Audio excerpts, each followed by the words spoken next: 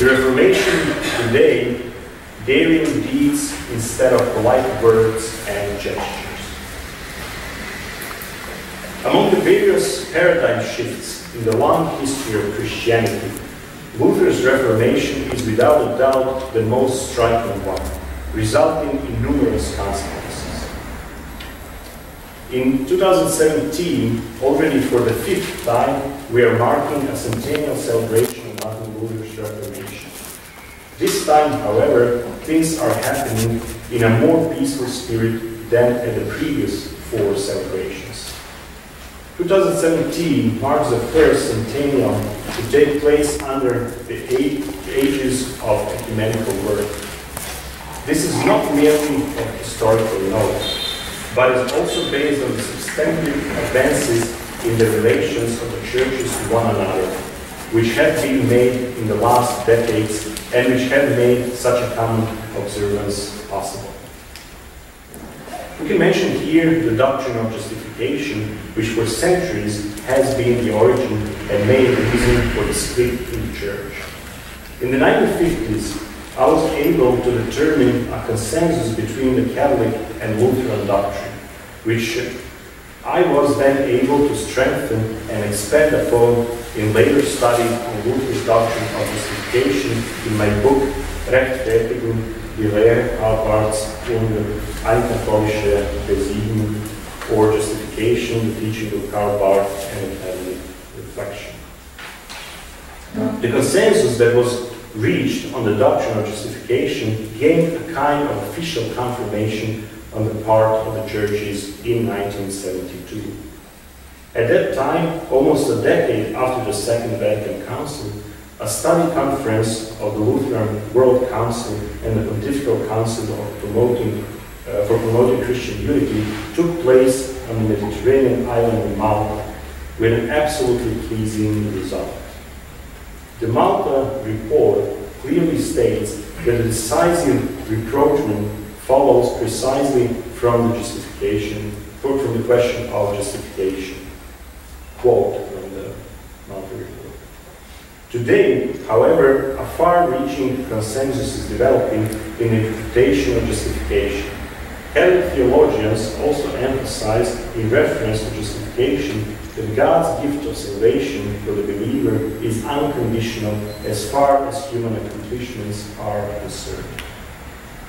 Lutheran theologians emphasize that the event of justification is not limited to individual forgiveness of sins, and they do not see it in pure external declaration of the justification of the sinner. As the message of justification is the foundation of Christian freedom in opposition to legalistic conditions for the reception of salvation, it must be articulated ever anew as an important implication of the center of the gospel. The common Lutheran Roman Catholic statement on the doctrine of justification from 1999, as well as the foundational text of the Council of the Lutheran Church in Germany for the Reformation anniversary in 2017, entitled Justification and Freedom, are in the same vein. Quote, thus, however, our fellow Lutheran Christians throughout the world in 2017 can also celebrate the news of the freedom based upon justification as a feast of Christ. They do this with their Roman Catholic and Orthodox brothers and sisters in faith, in the certainty founded upon lengthy ecumenical conversations, that everyone can recognize and acknowledge with one another, beyond all disagreements and divisions, the common foundation in the gospel of Jesus Christ. And this is even more clearly expressed in the report of the Lutheran Roman Catholic Commission for Unity, entitled From Conflict to Community. Together, Catholics and the Lutherans confess, by grace alone, in faith, in Christ's saving work, and not because of any merit on our part, we are accepted by God and receive the Holy Spirit, who renews our hearts while equipping and calling us to good works. As always, theology has done its part, and now it is up to the leadership of the the Church to draw the consequences from this. For the anniversary year of 2017, we should not be satisfied with lofty statements and inconsequential gestures, but should put into action the results of the Ecumenical Dialogue Commission, which in part have already been present for decades. 1.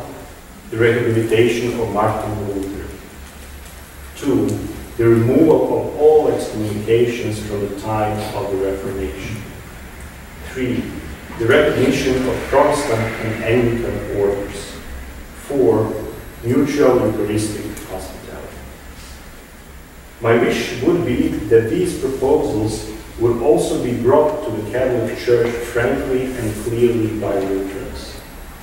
To celebrate 500 years of the Reformation without ending the split in the Church would not be worth the effort. May the pressure from theology and the foundation of the Church, of parishes, and many engaged individuals help so that the Church leadership in Rome and elsewhere, who are often blinded and full of fear, might not miss this opportunity. In today's world of globalization and secularism, Christianity will only become worthy of credence if it presents itself as a community in reconciled difference.